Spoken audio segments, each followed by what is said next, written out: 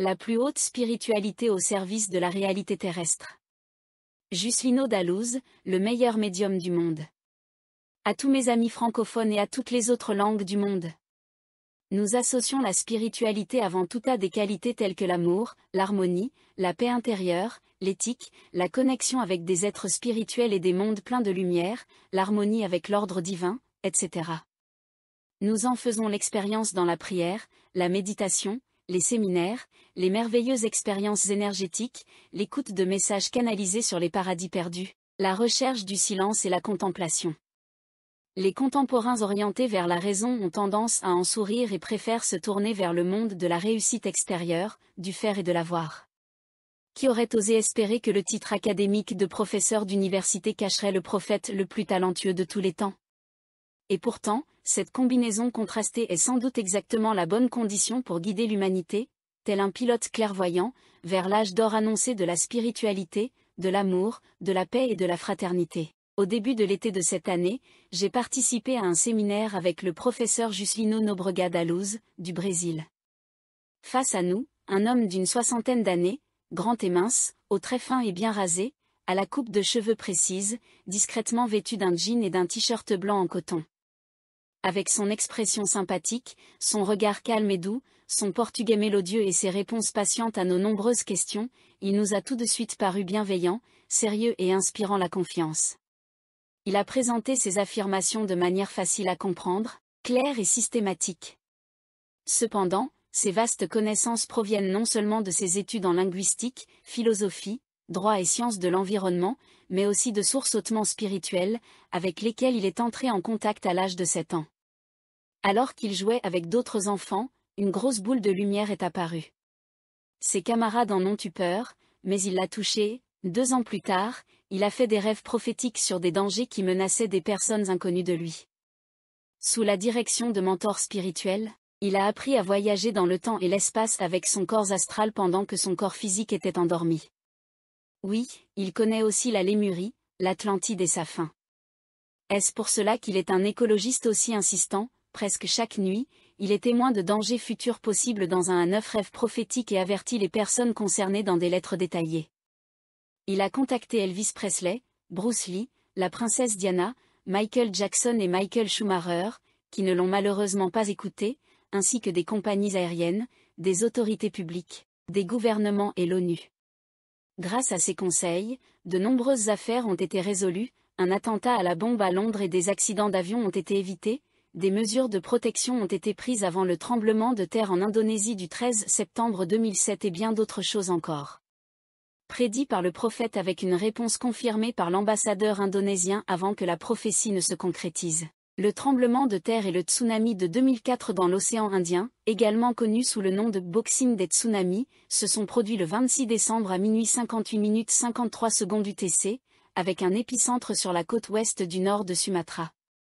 Juscelino Dalouse a prédit ces 3 tremblements de terre au Japon. Le grand séisme de Hanshin s'est produit le 17 janvier 1995, à 5h46 minutes 53 secondes JST, dans la partie sud de la préfecture de Higo, au Japon, y compris la région connue sous le nom de Hanshin, le 11 mars 2011. Un tremblement de terre de magnitude 9,0 au large de la côte nord-est du Japon, le plus fort jamais enregistré au Japon, a provoqué un tsunami d'une hauteur de 30 mètres, qui a balayé jusqu'à 5 km à l'intérieur des terres. Ce phénomène a causé d'énormes pertes en vies humaines, la destruction de l'environnement et des dommages aux infrastructures.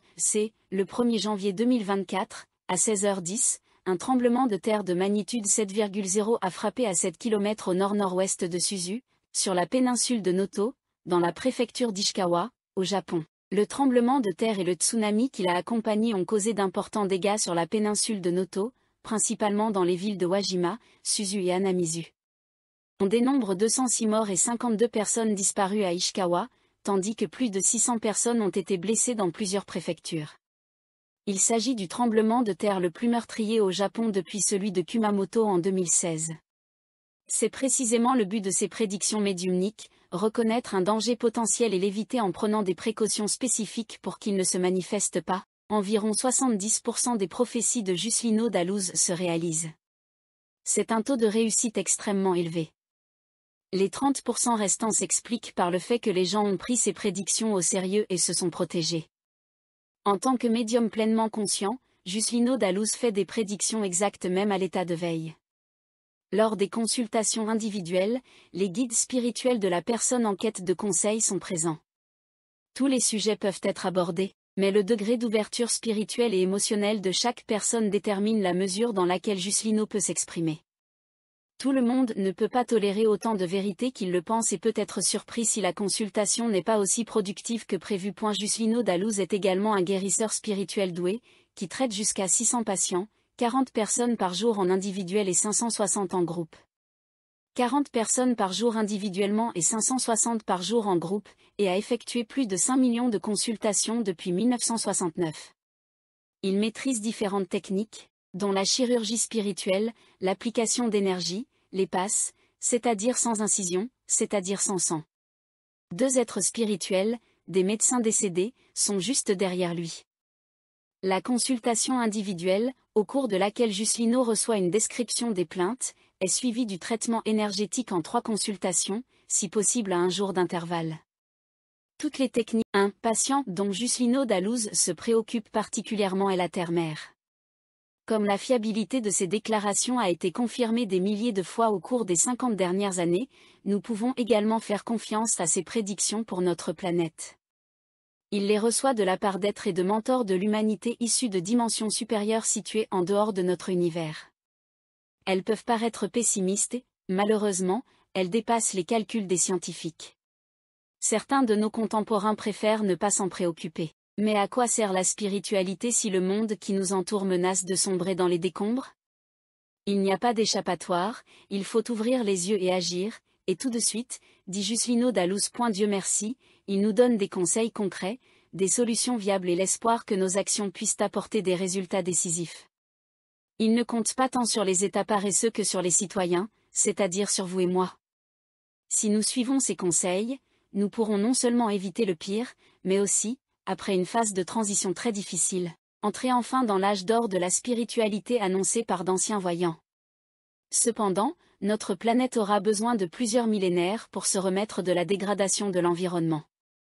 Selon Juscelino Dalouse, le degré de réussite de ce revirement positif dépend de l'action rapide de chacun, surtout avant la fin de l'année 2024.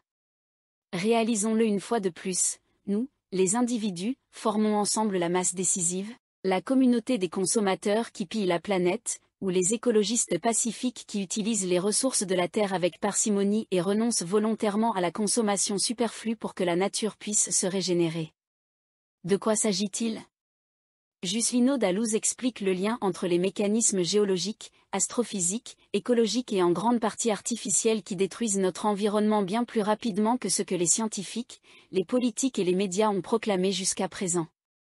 Sans contre-mesures adéquates, ils conduiront à une augmentation des tempêtes solaires, à des fissures dans le champ magnétique terrestre, à une plus grande pénétration des dangereux rayons cosmiques dans notre atmosphère, à un réchauffement climatique accru, à la fonte des calottes polaires et à l'élévation du niveau des mers, à des tempêtes, à des orages furieux, à des pluies torrentielles qui durent des jours, des grêles et des inondations alternant avec de longues périodes de sécheresse, de mauvaises récoltes.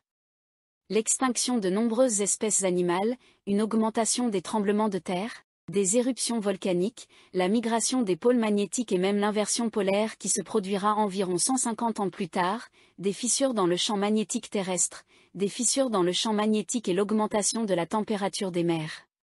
150 ans plus tard, des fissures dans la croûte terrestre et d'autres événements et conditions apocalyptiques. Quelles seraient les conséquences pour nous, êtres humains, si nous ne prenions pas des mesures immédiates?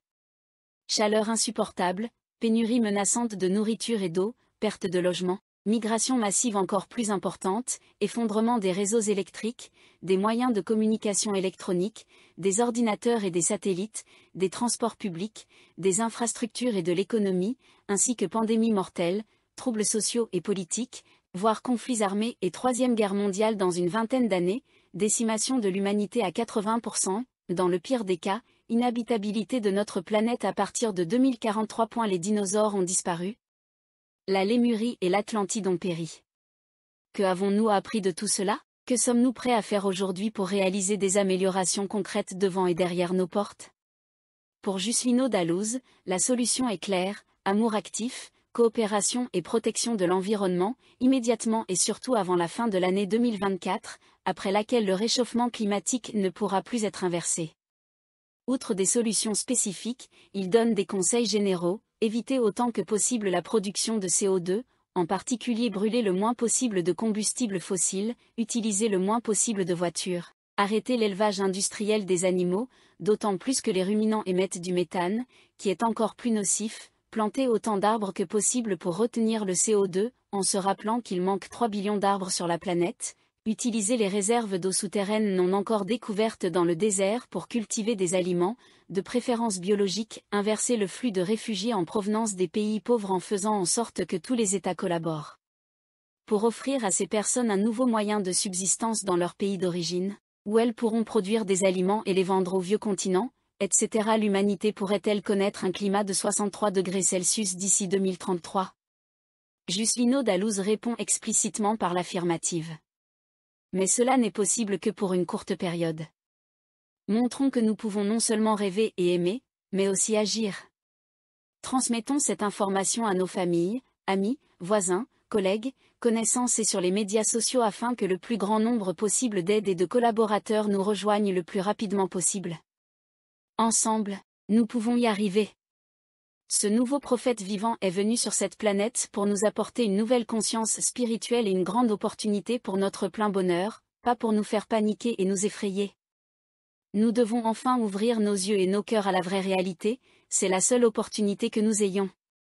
Je vous prie d'agréer, Monsieur le Président, l'expression de mes salutations distinguées, Grace S. Lavera.